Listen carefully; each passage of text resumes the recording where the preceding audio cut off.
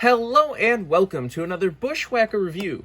Today we are going to be taking a look at Chase Elliott's Hooters Give a Hoot Chevy from 2020. As always, take a quick look at the box, as you just have the generic Chase Elliott box for 2020. Got Chase Elliott number 9 NASCAR Cup Series. Got a picture of Chase in a generic red polo. NASCAR Cup Series. Down the side you have Chase Elliott. You got 2020 Hooters.com/give. Got standard finish and the render of the car right there. Made so of 2,292 of these things. Hendrick Motorsports standard finish, number 9, Chase Elliott. Got Chase Elliott, number 9, Hendrick Motorsports. 2020 Action Racing Collectibles. And you, of course, have your copyright and such on the bottom of the box. Here is the car itself. Chase raced this during the 72 Hours of Texas last year. That was an infuriating weekend. Holy crap. When did this race actually get run? It was like Wednesday afternoon.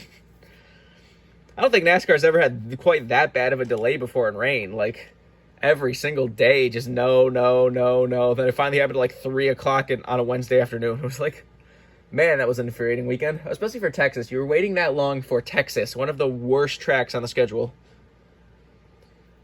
But luckily, like I said, Chase Elliott had a pretty nice paint scheme. This is, of course, to support breast cancer. I always do love how much Hooters supports breast cancer.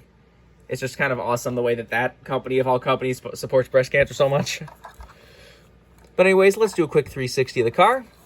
This car is just the Night Owl paint scheme, but of course in pink instead of orange. I do kind of wish they would have chosen a brighter pink on this car, though. Like, the pink is just pretty dark. Like, from a lot of angles and lighting, it almost looks purple, which is just, like, weird, because the other pink Hooters car was a much lighter shade of pink. I mean, they kind of wanted to go with the neon pink to go with, like, the neon orange for the Night Owl. Which is, this race wasn't even ran at night. It was, even on when it was supposed to be run on Sunday. It was Sunday afternoon. So why are you running the Night Owl paint scheme for a day race?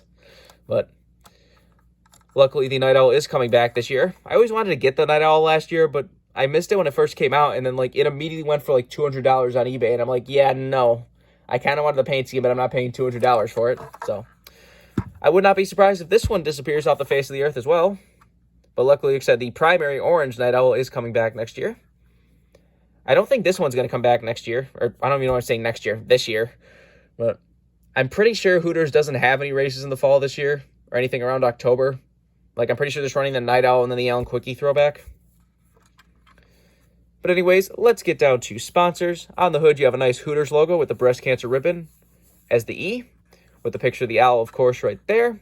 Got Chevrolet Camaro ZL1, number 9, and Hendrick Motorsports. Down the side, you have Hooters. Got Napa back there. Got UniFirst and Mountain Dew in front of the rear wheel. On the C post, you have Kelly Blue Book and Valvoline. On the B post, you have Exalta, Freightliner, Hooters, Mac Tools, Siemens, and Cincinnati. Got your 3 winner stickers up there. Just have all your typical playoff stuff. Got the playoff banner, round of 8. Got the silver gray spoiler. On the back of the car, you have Hooters.com/give, the Hooters Foundation, Victory Over Cancer. Got Chevrolet Camaro ZL1 1LE. Got Valvoline and number 9 back there. Got Napa Auto Parts on the deck lid. And you've got Hooters on the roof. This is number 1510. Got the same stuff down the other side as usual. Take a look under the hood. So you got Chevrolet, Napa Auto Parts, Mountain Dew, Kelly Blue Book, Hooters, and Wix filters down there. There's the engine detail if you want to see that. Don't know if I pointed this out, but the car is in a solid matte finish. Got that smooth glossy matte. I really love this finish. I think I've said that in multiple videos before, but like I just absolutely love this new kind of smooth matte finish that Lionel finally switched to a couple years ago. It makes me want almost every single matte car. Like, I really never liked the matte cars before because the Diecast just never looked that good, but again, this looks just fantastic. I love this shiny matte. This looks exactly like a matte car actually looks on track. I think I've said it before too, but whoever designed this, matte finish, and whoever at Lionel was like, we should update our matte finish. Give that guy a raise immediately, please. So there's not a whole lot to talk about with a car like this. Just a really cool paint scheme. Like I said, Hooters is one of those companies that you just have to always love in the sport. So they're just a historic sponsor enough, and the fact that they, really do support their history, they run Alan Quickie cars multiple times and stuff, which, if you're the people who complain about that, just stop. I hate those people that are just like, when Chase Elliott unveiled the Alan Quickie throwback, everyone's like, of course they're running the Alan Quickie again. Run something different. It's like, what else are they going to run? People are actually listing Brett Bodine. You realize that Brett Bodine's paint scheme is basically just the Kawicki paint scheme? There's no reason to honor us almost exactly the same paint scheme. I don't think Hooters ever wants to honor Loy Allen. Loy Allen was probably like the biggest bust in their history. They left down Kawicki's team after his death to go to him, and Loy Allen was just worthless. So it's pretty obvious why they don't want to honor him. They could honor maybe the Rick Mast paint scheme, but again, Alan Kawicki is a legend, so of course they're going to run his old paint scheme multiple times. You know, it's been 5 years since Greg Biffle raced it. It honestly looks better on the 9 with just a single number than it does with the, 16 font, because they didn't even update the font on Greg Biffle's. But, I don't know. That's a riff for another day, but it's just like, I don't know. That just really annoys me. The people that constantly, like, scream. If a throwback's done even once, everyone's like, oh, can't be done again, never again. Unless it's, like, the same throwback multiple years in a row or something, I don't see the problem. Especially if it's done by, like, an actual company.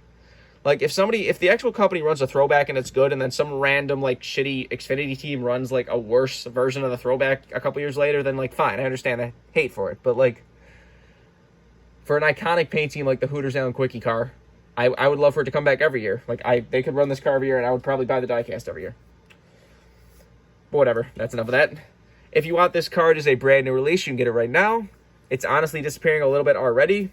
I don't know if it's ever going to get quite to the level that the original Night Owl got, but it's probably going to get up there, so you might want to pick it up now if you want it before you miss out. Remember, for all of your diecast needs, you can go to CircleBDiecast.com. If you use the code BWhack, you can get free shipping on any order over $20. Just go check that out if you want anything. But I think it's all there is to say. This has been a review of Chase Elliott's Hooters Give a Hoot Chevy from 2020. Hope you enjoyed, and thanks for watching.